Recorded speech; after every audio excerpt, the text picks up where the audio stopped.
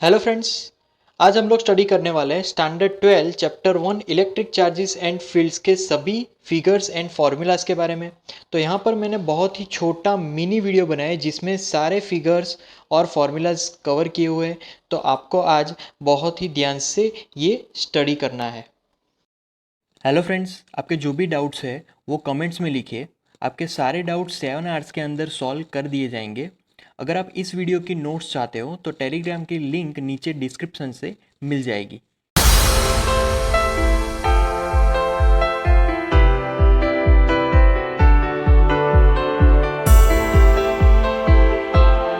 तो electric charges, तो mainly electric charges are of two type, positive charge and negative charge. Proton possess positive charge and electron possess negative charge, right? Conductors, now conductors allows current to flow. Why? Because conductor में free electrons होने की वजह से conductors current को flow होने देते हैं। अब इंसुलेटर डजंट एलो करंट, क्योंकि इंसुलेटर्स में फ्री इलेक्ट्रॉन नहीं होते, इसीलिए वो करंट को एलो नहीं करेंगे फ्लो करने के लिए। अब है एडिटिविटी ऑफ चार्ज, उसमें sigma q is equal to constant. Sigma q is equal to constant मतलब कि जितने चार्ज किसी बॉडी में एंटर होते हैं, राइट, सेम चार्ज उसी बॉडी में एग्जिट होंगे। जब कोई भी करंट फ्लो होगा तो किसी बॉडी में सेम चार्ज एंटर होंगे और सेम चार्जेस एग्जिट होंगे, राइट। तो यहाँ पर एडिटिविटी ऑफ चार्जेस में चार्ज डिस्ट्रीब्यूशन जब होता है तब सेम चार्ज डिस्ट्रीब्यूशन होता है। जितना पॉजिटिव आगे जाता है उतना ही नेगेटिव भी पीछे रह जाता है, राइट। और चार्ज इज ऑलवेज कंजर्व, मतलब कि total amount of charge always remains constant. वहाँ पर चार्ज कोई एक्स्ट्रा बाहर से नहीं आ सकता, या फिर चार्ज अगर बाहर से एंटर होगा तो वो एग्जिट भी होने वाला है। अब आगे क्वांटाइजेशन ऑफ चार्जेस में Q is equal to any. Quantisation of charge मतलब बेसिकली जो चार्ज है वो इंटीजर्स में ही आते हैं या फिर जाते हैं, जैसे कि n यहाँ पर इंटीजर वैल्यू है, राइट। तो यहाँ पर पैकेट फॉर्म में ही चार्ज होंगे, जैसे कि 1 इलेक्ट्रॉन, 2 इलेक्ट्रॉन। यहाँ पर कभी भी हाफ इलेक्ट्रॉन या फिर डाई इलेक्ट्रॉन नहीं हो सकते। हाँ, पर चार्ज की जो वैल्यू है, इलेक्ट्रॉन की जो वैल्यू है वो फिक्स है, that is 1.6 into 10⁻⁻19 coulomb. And अगर चार्ज के रेंज की बात करें तो वो होगा 1 micro coulomb. 1 micro means 10⁻⁻6 coulomb. अगर किसी बॉडी में n1 नंबर जितने इलेक्ट्रॉन्स है और n2 नंबर जितने प्रोटॉन्स है, तो n2 इंटू इलेक्ट्रॉन, तो यहाँ पर total value of negative charge होगा, राइट। यहाँ पर n2 इंटू ई, तो n2 अगर प्रोटॉन है तो ये total number of positive charge होगा और ये total number of negative charge होगा। तो वहाँ पर टोटल नंबर कैसे फाइंड किया जाए, तो बेसिकली ई को हमें कॉमन कर देना है और n2 माइनस n1 करके हम लोग total charge inside any object find कर सकते हैं।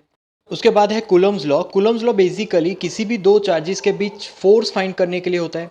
तो कूलम्स लॉ में अगर हमारे पास दो चार्जेस है Q1 Q2 और दोनों के बीच का डिस्टेंस r है, तो force between this two charges because of their charge F is equal to k Q1 Q2 upon are square. यहाँ पर मॉड वैल्यू इसलिए लिया है, मैग्नीट्यूड इसलिए लिया है कि जिससे फोर्स की हमें सिर्फ वैल्यू मिले, और k इज कांस्टेंट, और k को हम लोग बोलेंगे प्रोपोर्शनैलिटी कांस्टेंट, और उसकी वैल्यू फिक्स होती है 9 into 10⁻⁹ newton metre square upon coulomb square. अब यहाँ पर k की एक इक्वेशन है जो कि 1/4πε0 है। जब उसको इस फॉर्मूला में रखेंगे तो हमारी फोर्स की फॉर्मूला होगी is equal to 1/4πε0 Q1 Q2 upon are square. अब यहाँ पर सेम कूलम फोर्स को हम लोग को वेक्टर फॉर्म में पढ़ेंगे। जैसे कि हमारे पास दो यहाँ पर चार्जेस है। अब ये हमारा पहला चार्ज है और ये हमारा सेकंड चार्ज है। अब फोर्स ऑन 1/2, तो उसकी डायरेक्शन लेफ्ट हैंड साइड है, और यहाँ पर फोर्स ऑन 2/1 उसकी डायरेक्शन राइट हैंड साइड है। तो वहाँ पर फोर्स ऑन 2/1 उसकी फॉर्मूला पहले लिखेंगे, तो 1/4πε0 as it is Q1 into Q2 upon distance between them, उसमें यहाँ पर ये वेक्टर आएगा r² 1, right, r² 1 and into r21 hat. तो ये हमारे यूनिट वेक्टर है which represents direction, right. Similarly अगर वेक्टर F12 है तो 1/4πε0 Q1 into Q2 same as it is, but यहाँ पर वो जो डायरेक्शन है, डिस्प्लेसमेंट डायरेक्शन, वो चेंज हो जाएगी और वो होगी r12 स्क्वायर, और यहाँ पर यूनिट वेक्टर आ जाएगा r12 हैट, राइट। तो इस तरीके से हम लोग लिख सकते हैं कि ये जो भी इक्वेशन है वो ऑपोजिट ही होगी F12 के, क्योंकि यहाँ पर डायरेक्शंस ऑपोजिट है F12 और F21 के। तो F12 vector is equal to negative of vector F21, right. तो यहाँ पर न्यूटन्स थर्ड लॉ भी फॉलो होता है, क्योंकि एक दूसरे को ऑपोजिट है। और यहाँ पर पहला फोर्स दूसरे पे जितना फोर्स लगाता है उतना ही दूसरा पहले पे भी फोर्स लगा रहा है। अब देखेंगे फोर्सेस बिटवीन मल्टीपल चार्जेस। तो यहाँ पर टोटल 5 चार्जेस है, जैसे कि Q1, Q2, Q3, Q4 and Q5, right. तो यहाँ पर Q1 पे बाकी सभी चार्जेस के कारण मिलने वाले फोर्सेस, तो F21, then F41, F1, F31, ये इतनी तरीके से फोर्स लग रहे हैं Q1 पे। तो सभी फोर्सेस का हम लोग वेक्टर सम करें तो यहाँ पर मिलेगा 1/4πε0 common Q1 into Q2 upon R12 square R12 hat, right, plus Q1 into Q3 R13 square R13 hat, plus up to n तक अगर जाएंगे हमारे जो चार्जेस है, मान लीजिए n तक है, तो यहाँ पर Q1 into Qn upon R1n square into R1n hat आएगा, राइट। अब इसका हम लोग वेक्टर सम अगर लिखें तो वेक्टर सिग्मा फॉर्म में sigma is equal to I is equal to 2n Q I upon R1i square into R1i hat आ जाएगा, राइट। तो ये सिग्मा फॉर्म में सारे जितने भी फोर्सेस है उन सभी फोर्सेस का वेक्टर एडिशन हो जाएगा। तो अब इलेक्ट्रिक फील्ड की अगर बात करें तो उसकी फॉर्मूला होगी vector E of R 1/4πε0 Q, जिसकी वजह से ये फील्ड प्रोड्यूस हो रहा है वो charge upon are square into r head, क्योंकि इलेक्ट्रिक फील्ड वेक्टर फॉर्म है, राइट। अगर उसकी फोर्स की फॉर्मूला के फॉर्म में लिखे तो vector F of R is equal to Q test charge into that electric field. तो electric field is equal to limit Q tends to 0 vector F upon Q, क्योंकि अगर क्यू की value जितनी कम होगी उतनी वेक्टर ई की value ज़्यादा होगी यहाँ पर इस मामले में, राइट। अब यहाँ पर अगर पॉजिटिव चार्ज की बात करें तो पॉजिटिव चार्ज में इलेक्ट्रिक फील्ड होगा बाहर की तरफ, जैसे फिगर में दिखाया गया है, और नेगेटिव चार्ज में इलेक्ट्रिक फील्ड होगा अंदर की तरफ, राइट। नेगेटिव चार्जेस में हमेशा इलेक्ट्रिक फील्ड अंदर की तरफ, मतलब कि चार्ज जहाँ पर है उसकी तरफ होने वाला है। Now electric field of a system, तो यहाँ पर टोटल 4 चार्जेस दिए गए Q1, Q2, Q3 and Q4। तो चारों चार्जेस की वजह से मिलने वाले इलेक्ट्रिक फील्ड है Q1 की वजह से इस तरफ, Q2 की वजह से इस डायरेक्शन में, Q3 की वजह से इस डायरेक्शन में एंड Q4 की वजह से इस डायरेक्शन में। तो हम लोग यहाँ पर बेसिकली P पॉइंट पे इलेक्ट्रिक फील्ड फाइंड कर रहे हैं, तो उसकी फॉर्मूला होगी vector E of R is equal to 1/4πε0 common term है सभी इलेक्ट्रिक फील्ड में। तो यहाँ पर अब लिखेंगे sigma i is equal to 1 to n, total n charges होंगे तो n तक जाएंगे, Q1 upon R1p square into R1p hat. तो ये जब बहुत सारे इलेक्ट्रिक फील्ड एक पॉइंट पे होंगे तो सबका वेक्टर एडिशन होगा सिग्मा जो टर्म है उससे। अब इलेक्ट्रिक फ्लक्स में मान लीजिए कि हमारे पास इलेक्ट्रिक फील्ड है जो कि राइट हैंड साइड डायरेक्शन में है, पॉजिटिव एक्स डायरेक्शन में इलेक्ट्रिक फील्ड यहाँ पर है, और जो हमारा प्लेन है वो थोड़ा सा टिल्टेड है, राइट। तो प्लेन का जो नॉर्मल है वो इलेक्ट्रिक फील्ड के साथ थीटा एंगल बना रहा है, और डेल्टा एस हमारा एरिया वेक्टर है। तो वहाँ पर इस प्लेन के कारण मिलने वाला electric flux phi is equal to vector E dot vector delta S. अब यहाँ पर अगर डॉट प्रोडक्ट है तो कॉस थीटा आएगा, तो यहाँ पर ई डेल्टा एस कॉस थीटा हो जाएगा, और थीटा थीटा एंगल है ई और डेल्टा एस के बीच, राइट। तो यहाँ पर ई एंड डेल्टा एस के बीच का एंगल है थीटा, और यूनिट इलेक्ट्रिक फ्लक्स का यूनिट होगा newton coulomb inverse metre square. Basically electric flux हमें इलेक्ट्रिक फील्ड लाइंस के बारे में जानकारी दे रही है, जो भी हमने प्लेन लिया है उसमें कितनी इलेक्ट्रिक फील्ड लाइंस है उसकी जानकारी इलेक्ट्रिक फ्लक्स हमें देगा। उसके बाद है इलेक्ट्रिक डायपोल।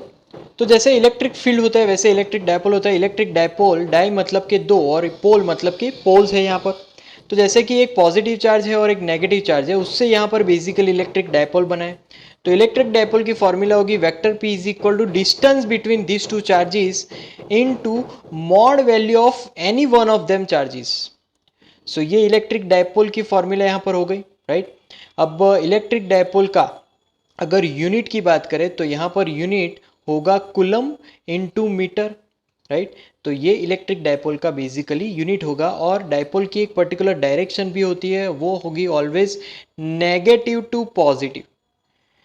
जैसे इलेक्ट्रिक फील्ड में पॉजिटिव टू नेगेटिव डायरेक्शन होती है, बट इलेक्ट्रिक डायपोल में always negative to positive direction होती है। अब नेक्स्ट है field of an electric dipole on the axis. तो यहाँ पर हमने डायपोल लिया और पी पॉइंट पे टोटल इलेक्ट्रिक फील्ड हमें फाइंड करना है।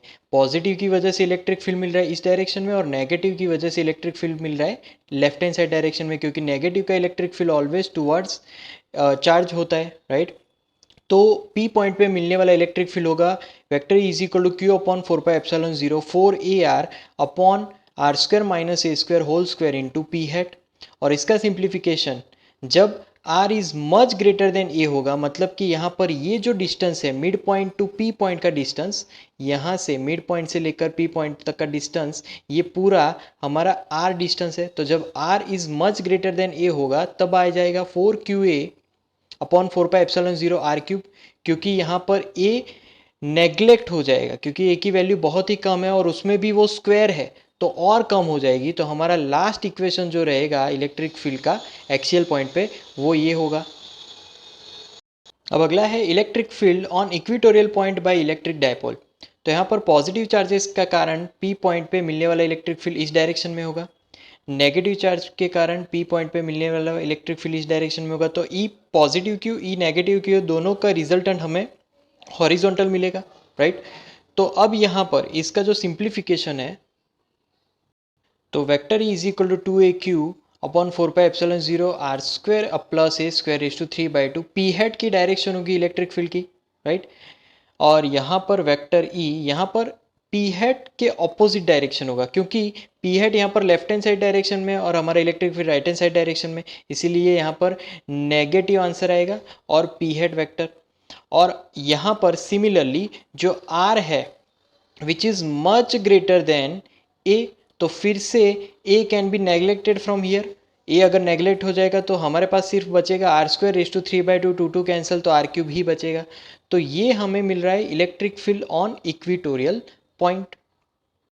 तो एक्सियल पॉइंट पे मिलने वाला इलेक्ट्रिक फील्ड होगा vector is equal to 2 into vector P upon 4πε0 r³ where R is much greater than A. और इक्वेटोरियल पॉइंट पे मिलने वाला इलेक्ट्रिक फील्ड होगा minus vector P upon 4πε0 r³ R much greater than A. तो यहाँ पर जब कभी भी डायपोल को हम लोग यूनिफॉर्म एक्सटर्नल इलेक्ट्रिक फील्ड में रखेंगे, राइट, तो पॉजिटिव चार्ज पे जो फोर्स लगेगा वो इलेक्ट्रिक फील्ड के ऑपोजिट होगा और नेगेटिव चार्ज पे जो फोर्स लगेगा वो इलेक्ट्रिक फील्ड के ऑपोजिट होगा और पॉजिटिव चार्ज पे फोर्स लगेगा वो इलेक्ट्रिक फील्ड के ही डायरेक्शन में होगा। तो यहाँ पर दोनों ऑपोजिट फोर्स लग रहे हैं। अगर डायपोल पे ऑपोजिट फोर्स लग रहे हैं तो इस डायपोल की टेंडेंसी है रोटेट होने की। यहाँ पर ये डायपोल रोटेट होना चाहेगा। जब कभी भी डायपोल पे रोटेशन होगा तब वहाँ पर टॉर्क लगता है और उस टॉर्क की फॉर्मूला होगी यहाँ पर vector tau is equal to vector P cross vector P. Vector P यहाँ पर डायपोल मोमेंट है और यहाँ पर वेक्टर ई इलेक्ट्रिक फील्ड है। तो इसका यहाँ पर हम लोग सिंप्लीफिकेशन कर सकते हैं। Vector tau is equal to P into E sine theta, क्योंकि यहाँ पर क्रॉस प्रोडक्ट है इसीलिए यहाँ पर साइन थीटा आएगा और थीटा ये P और E के बीच का एंगल है। थीटा कहाँ पर है, यहाँ पर ये मिल रहा है थीटा, राइट। इलेक्ट्रिक फील्ड ऊपर की तरफ है और यहाँ पर जो P है उसकी डायरेक्शन नेगेटिव टू पॉजिटिव होती है, तो ये हमारा थीटा होगा। अब है कंटिन्यूस चार्ज डिस्ट्रीब्यूशन, उसमें है linear charge density. Linear charge density मतलब कि lambda, lambda is equal to total charge upon length of that particular element. Linear charge density का यूनिट होगा कूलम अपॉन मीटर और electric field due to that small line element वो होगा 1/4πε0 into lambda into delta L upon are square into R hat dash. फिर उसके बाद है surface charge density, उसकी फॉर्मूला है sigma is equal to delta Q upon delta S, उसका unit होगा coulomb upon metre square, right. उससे मिलने वाला इलेक्ट्रिक फील्ड उसकी फॉर्मूला होगी vector delta E is equal to 1/4πε0 sigma surface charge density into area vector upon are square into R hat dash. फिर आता है volume charge density. Volume charge density is equal to total charge upon total volume, उसका unit होगा coulomb upon metre cube और उससे मिलने वाला electric field P point पे वो होगा 1/4πε0 rho into delta V upon R dash square into R hat dash. उसके बाद है गॉस लॉ। अगर किसी गॉसियन सरफेस में हमने अगर किसी ऑब्जेक्ट के अराउंड गॉसियन सरफेस एज्यूम की है तो गॉसियन सरफेस में कोई भी चार्ज रहा होगा तो गॉस लॉ ये कहता है कि electric flux is equal to total charge enclosed by that surface upon epsilon zero, right. तो इससे हम लोग इलेक्ट्रिक फ्लक्स फाइंड कर सकते हैं। अब यहाँ पर field due to infinitely long straight uniformly charged wire, तो यूनिफॉर्मली चार्ज वायर की वजह से पी पॉइंट पे मिलने वाला इलेक्ट्रिक फील्ड, तो अगर हम लोग यहाँ पर एज्यूम करें कि इस चार्ज के कारण यहाँ पर इस डायरेक्शन में इलेक्ट्रिक फील्ड मिलेगा, इस चार्ज के कारण इस डायरेक्शन में इलेक्ट्रिक फील्ड मिलेगा, तो ओवरऑल रिजल्टेंट इलेक्ट्रिक फील्ड हमें हॉरिजॉन्टली मिलेगा। और वो इलेक्ट्रिक फील्ड की formula vector is equal to lambda upon 2 epsilon 0 R into N hat, जहाँ पर ये जो लैम्बडा है वो है लीनियर चार्ज डेंसिटी। अब चार्ज पे डिपेंड है कि इलेक्ट्रिक फील्ड की डायरेक्शन कौन सी होगी। यहाँ पर अगर पॉजिटिव चार्ज हुआ तो इलेक्ट्रिक फील्ड आउटवर्ड डायरेक्शन में होगा, अगर नेगेटिव चार्जेस होंगे तो इलेक्ट्रिक फील्ड इनवर्ड डायरेक्शन में मिलने वाले हैं। तो यहाँ पर इलेक्ट्रिक फील्ड मिल रहा है, राइट, दोनों तरफ से। तो यहाँ पर ये जो प्लेन है उसके पास चार्ज है और ये जो प्लेन है वो इनफाइनाइट डिस्टेंस पे है, तो उसकी वजह से दोनों एंड्स पे मिलने वाले इलेक्ट्रिक फील्ड होंगे sigma upon 2 epsilon 0 into N hat.